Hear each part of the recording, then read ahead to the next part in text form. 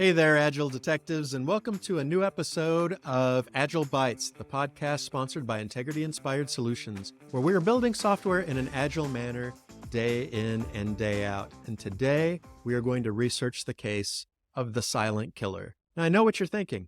You've all seen the episode of The Office where Toby Flenderson identifies the silent killer as Radon. Well, Radon is a silent killer, but that is not the silent killer we're going to be talking about today. Today, we're going to be talking about work item age, or as some people will refer to it, aging work items. When we talk about work item age, it's a fairly simple concept. It's basically how long has a work item been in progress? Or in other words, if we take a work item that we've started and we haven't finished it yet, how long has it been going since we started it? And it's a fairly easy metric to determine what's the start date of a given work item and what's today's date, and have we finished it yet or not? Those are pretty much the key questions to ask. And a lot of item management systems will build this data in automatically. Sometimes it'll be there in hard numbers that are very visible. Kanban does that. Sometimes you will have a level of abstraction. So Jira,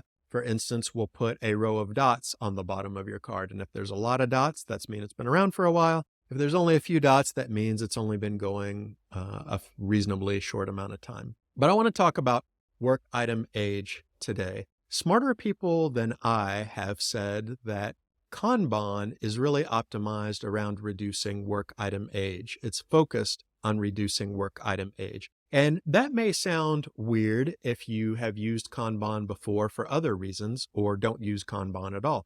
In fact, if we think about what makes for valuable software, work item age might not even come up in that description, right? Because really, isn't it about producing the most valuable thing that we can produce, keeping quality high, and things like that? Why should we focus on work item age at all?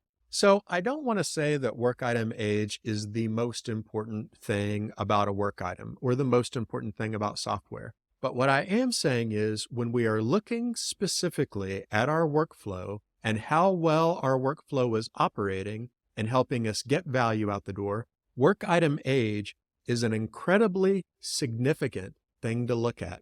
And if you're not looking at it, and if it's not part of your discussions in terms of making your decisions about how to plan around your workflow, well, maybe I'll convince you that it's time to start doing that. So let's talk about why anyone would care about work item age. You're looking at your board, whether you're a Kanban person or a Scrum person or something different altogether, you've got some things that you've started that probably aren't finished yet, and you're looking at how long that's been. Maybe you've got this card that we started it 3 days ago. It's still not done. We've got this other card we started a week ago that's still not done. If you're like a lot of teams, you probably have that card or two out there that maybe depends on somebody else's feedback or input. And it's actually been out there for 20 or 30 or 40 days with no end in sight, right? It's an outlier and it's just been aging and aging and aging because it got blocked and we've never been able to resolve that blocker. So a lot of times we just sort of accept age, work item age, as a fact of life. But one of the reasons that we should care is when work items age, it makes everybody unhappy. Now, that may seem obvious at a certain level. You may be having a little bit of flashbacks to conversations you've had with management. Why do things take so long, right? Or my favorite version of that conversation, you're just adding a button to the screen. How long can that possibly take, right? And we've all had versions of that conversation, right? Where people are just agitated about how long a particular thing is taking. They don't know why it's taking that long and it's making them unhappy that it is. And typically the counter to that is things sometimes just take a long time. When you are not a developer, there are complexities that you're not aware of, that you don't see. And so you just kind of have to trust us that even things that may seem simple on the surface are going to take some time. And that is true, by the way. That is 100% true. There are many things about developing software that on the surface seem simple, but when you dig into the ramifications of that change or that addition, they're much broader than you might realize. And things that may look simple from a UI perspective are actually very complex once we begin drilling through the layers and dependencies and that sort of thing. So that is true. Work is going to take as long as it takes, and there's not a lot you can do about it. But we all know that if things are taking longer than they need to, people are going to start getting unhappy. And why shouldn't they? Because they want the value. They want the value that that delivers. The fact that that work item isn't complete is holding them back in some way, right? If they're an end user, there's some capability that they want to have that they don't have yet, and they won't have it until you finish whatever it is that you're working on. If they're not an end user, maybe they're a stakeholder or something like that, but they're not actually the audience of the piece of software. Well, they want to make money, or they want to increase morale, or they want to automate something in the business and get more efficiency out of it. They want some benefit that the software can provide, but they're not going to get it until the thing is actually done. So the longer it takes for things to get done, the more unhappy people are going to be about it. And we've all had conversations with unhappy people around that, legitimate or otherwise. But that's not the only reason we need to care about it. It's not just because people always want us to finish faster. People always want us to finish faster. Nobody's happy with any kind of length of time it takes to develop software, really, if we're honest with ourselves. But there's other reasons that we need to think about work in progress and its age and why it might be important. One is that whatever feature we're working on, whatever work item we're doing, somebody made the decision that that's what we should be working on right now.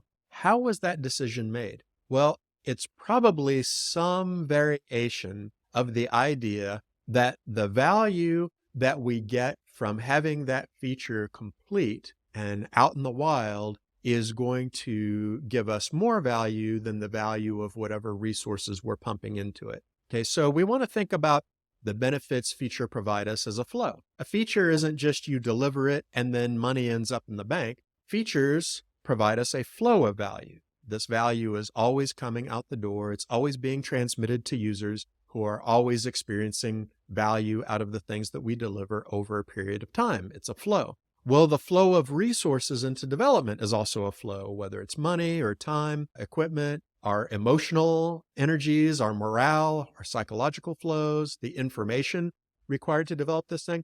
There are all kinds of flows that go into software development, and we're hoping that the flow of value is outstripping the flow of investment that we're making into it, right?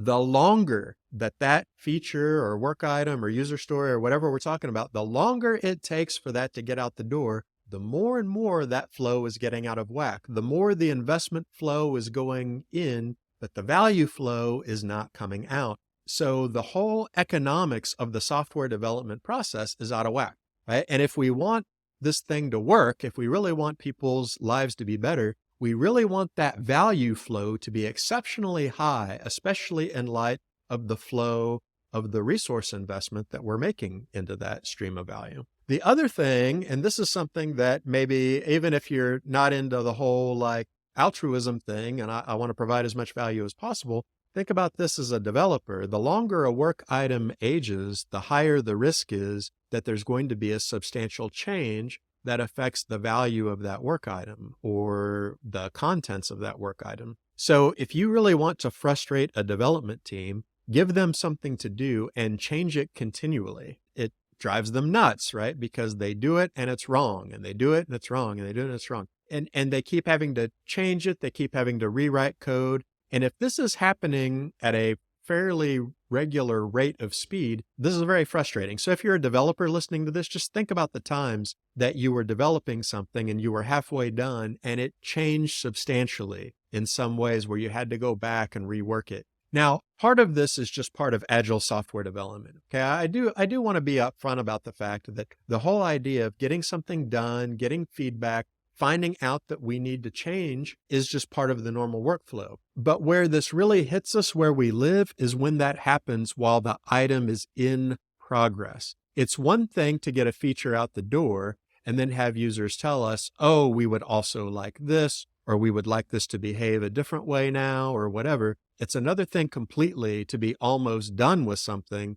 and then have somebody tell you, oh, by the way, here's 5 extra fields we forgot, or oh, here's a calculation that we told you was this, but we actually got it wrong. Now, it's good to have that information, obviously, but you know how frustrating it can be to not be able to get something done because it keeps changing. Well, the longer something is in progress, the higher that risk becomes. I tell developers all the time, if you're looking for your best self-interest, finish things as quickly as you possibly can. Get it out into production. If users have changes, those become new cards, and those new cards get prioritized just like everything else. But if something sits out there for a couple of weeks, the odds are pretty good someone's going to have a change, and that will delay it for another week. And that opens up another window for more change, and that will delay it for another week. So having things done as quickly as possible has a lot of benefits to us, aside from just value delivery. There's also the risk of change, to say nothing about all the more interesting work we wish we could be doing, but we can't because we've got these other things that are filling up our pipeline right now. So those are just some of the problems with aging work in progress. There are certainly others. This could be a pretty long podcast if I just enumerated all the problems that come from aging work items. I haven't even touched the effects that aging work items have on your workflow as a whole, and they're pretty bad. If you think in general we're too slow to deliver or we don't release often enough, aging work items are probably a big part of that.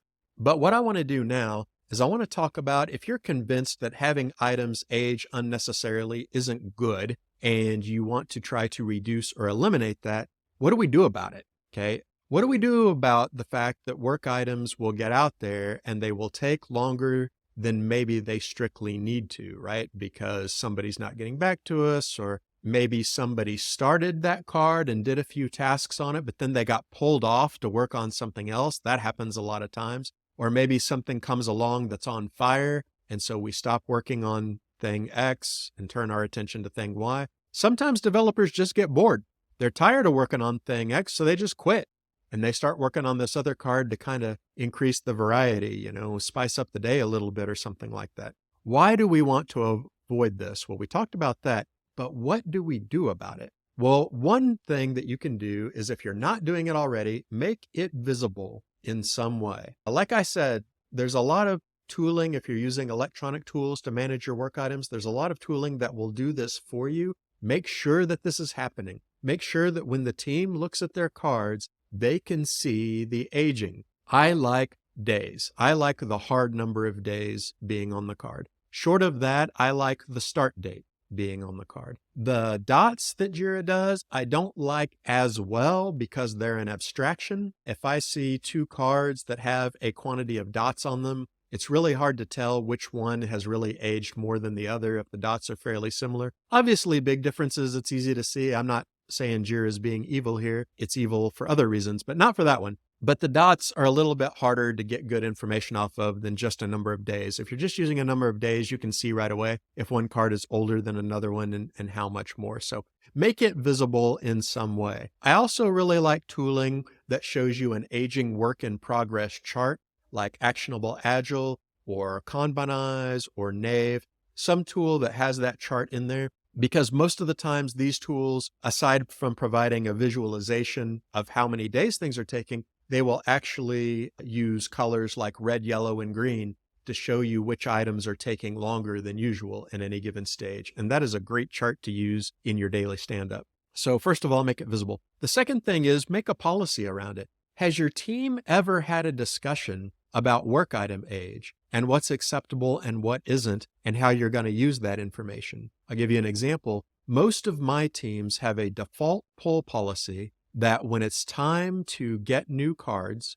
we go for whatever the oldest card is. If there's no other criteria that would override that, then by default, we always pull the oldest card. So let's say I'm a developer and I need a card to work on for the day. And so I look over in my requirements done column and I see there's 2 or 3 cards for me to choose from. How do I pick? Well, for my teams, by default, we find the oldest one, what the most aged card is, and we pull that, unless there is some other significant reason that would override that. And sometimes these things happen. If something gets into production and it makes our product unusable and nobody can use our product at all, then obviously we're going to fix that, even though it's probably newer than a card that's been on our desk for a while. But unless there's not a good reason, it's just a pull policy for my teams. We always just pull the oldest card. So you might have that policy, or you might have a policy that when a card gets to a certain age, then we're going to start paying more attention to it because it's in trouble. Let's say for your team, a lot of your cards are getting done in 13 days or less. You might have a policy that once a card reaches the halfway mark, say 7 days, then you're going to start making sure that it's always prioritized, that you always have as many people on it as possible, because you really don't want it to get past that 13 days if you can help it. I can't tell you what your policy should be. I can just tell you that this is something to have a conversation with your team about. It can make a great retrospective topic as well. What do we want to do about work item age? What do we think about it? What are our policies around it? How do we want to handle it when it comes up? The third thing I would suggest you do is, if you have some kind of daily or quasi-daily stand-up, a daily scrum, something where you are producing an actionable plan of work for your team that happens on a very short-term basis. Maybe it's not every day. Some teams will do that every couple of days or once a week, or whenever there's an exception that crops up in the workflow. Whatever your policy is about having those tactical meetings where the team gets together and plans their work for the day or 2 days or a week or whatever, start talking about the age of work items in those discussions. Okay, as you're talking about what the team should be working on, look at the cards that are aging and talk about them. Say, hey, this card has actually been out here 30 days. Is anybody working on that today? We're talking about starting work on this card that's only 3 days old. Should we maybe not start that card? Maybe we should put more people on this card that's older. Start making it a factor in your daily scrum discussions or your daily stand-up discussions or whatever your meeting is. Again, it doesn't have to be the one true controlling factor for all your decisions, but it should be a factor in your decisions. And if you're not talking about it in your daily stand-ups, I recommend you do so, even if it's just an incidental mention. You're going over the board, you're going over the stuff that's in progress. Just mention, by the way, this card is 17 days old. Okay, here's another card. What's going on with it? Yada, yada. Okay, by the way, this card is 13 days old. We got this other card here that's 17 days old. Just wanted to call it to everyone's attention and get on with your life. Even if that's all you're doing, you're starting to build the consciousness that work item age is something the team should pay attention to and make sure that it doesn't get too far out of hand. So make it visible.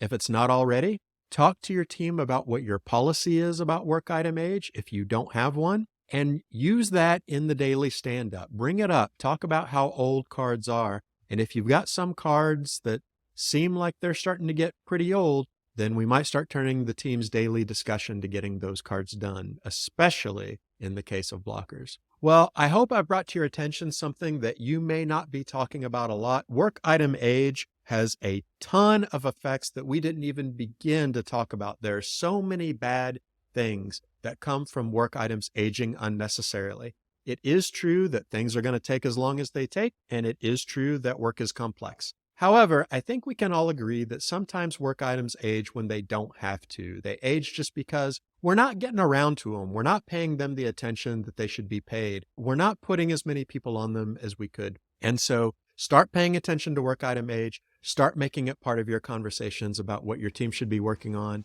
And I can promise you, you're going to start to see increases in how much value you're able to deliver. Thanks everyone for listening to Agile Bites. Agile does sometimes bite, but we don't think it always has to. If you enjoyed what you heard today, don't forget to like and subscribe to this podcast on whatever platform you happen to be using. And if you can, leave us a comment, because we'd love to hear your feedback. What things would you like to hear about? What things did you hear that were valuable to you today? You can also head over to integrityinspired.com to sign up to our email list. But that's all for today, folks. We'll see you next time.